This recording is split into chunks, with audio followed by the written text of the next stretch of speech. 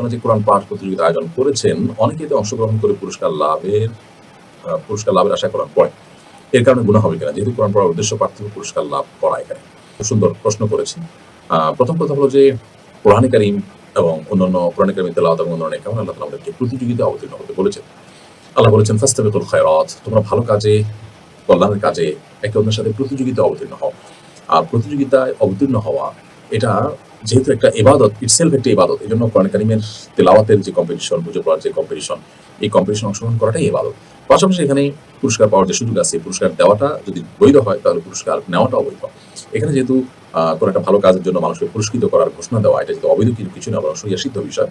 অতএব এই পুরস্কার আশায় কোরআন তেলাওয়াত করাটাও বৈধ বিষয়।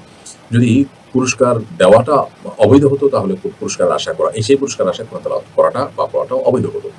অতএব এটি সম্পূর্ণ বৈধ এবং জায়েজ একটি কাজ। এই পুরস্কারের আশায়ও যদি কেউ